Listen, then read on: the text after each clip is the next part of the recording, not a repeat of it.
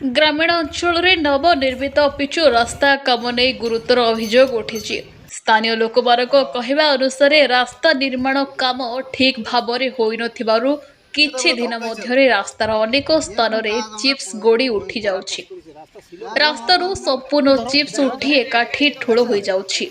एपरी घटना देखा मिली मालकानगिरी जिला कालीमेला ब्लॉक अंतर्गत पुससगुड़ा पंचायत अंतर्गत एमपीभी 55 छकरू मालभाराम पंचायत छक पर्यंत प्राय 18 किलोमीटर रास्ता काम को नहीं उठी गुरुतर अभियोग। एमपीभी 55, एमपीभी 128, एमपीभी 88 यही सबु ग्राम को संजोग करुवा और मालभाराम को संजोग करुवा एही रास्तार काम केवल 20 दिन पूर्व समाप्त होता सत्वे एहार गुणमान नहीं एबे प्रश्न उठुछि।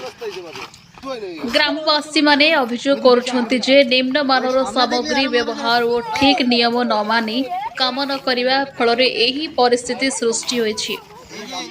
पिचु मात्रा अति कम थिबारु रास्ता तमाम चिप्स खेलाई जाइछि, जहाकि 2 चकिया जान पई दुर्घटनार ग्रस्त हेबार संभावना बढ़ाउछि। वर्षा आसवा पूर्व एभली रास्तार अवस्था लोक को कष्ट देउछि। स्थानीय अंचल ग्राम लोक अभियोग अनुसार रास्ता काम समय निम्नमानर काम होइथिबारु नै एमभी 128 ग्रामवासी अनेक प्रतिवाद करथिले, हेले केही कर्णपात करनथिले। बिना कौनसी नाम फलक कार्य तरबरिया भावे अवहेला करा जाय काम समाप्त करा जायछि। वर्तमान रास्ता विभिन्न स्थान में खराब निर्माणर प्रमाण देखा मिलुछि, जहाँ यातायात को विपदजनक करिछि। लोक माने दाबी करुछन्ति जे एही कामर गुणमान जांच करा जाय दोषी विरोध में कड़ा कार्यानुष्ठान निया जाऊ। स्थानीय प्रशासन को ध्यान आकर्षण पाई लोक माने एहाको एक गुरुतर समस्या भावे उठाइछन्ति। ग्रामवासी माने शीघ्र रास्तार पुनः मरामती और उच्च मानर काम कराजिबाकू अंचलवासी दाबी करिसेंति, नचेत आगामी दिन में आंदोलन करने चेतावनी देइछन्ति। Bureau report, news 7 TV.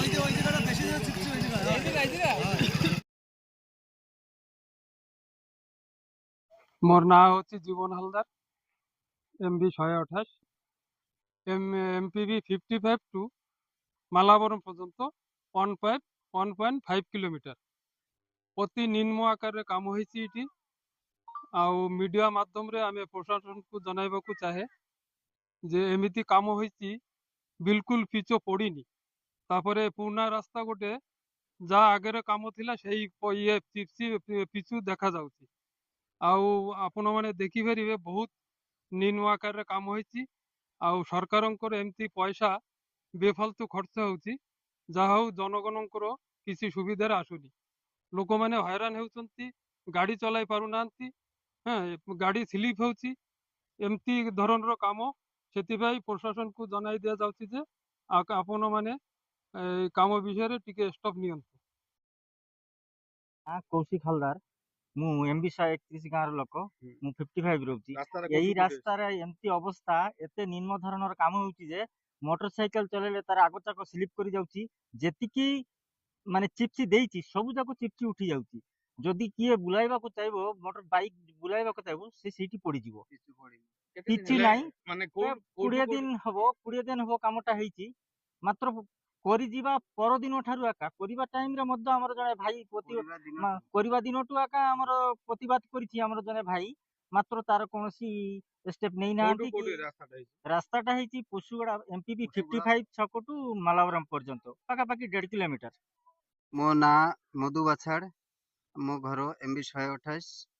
मु ए रास्ता विषय रे कहूची, जो आम जे रास्ता जो काम होइछि ए काम रे तो ए रास्ता रे तो किए चली पारुनी। आउ मोटरसाइकेल बाइक जाको सब तो स्लिप हेकरी पड़ी जाउची।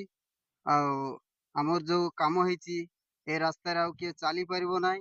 वर्षा भी वर्षा हेले हमर रास्ता रहिबो नाही। आगुरे जो पुराना जो रास्ता थिला से रास्ता जेमिति थिला भलो थिला।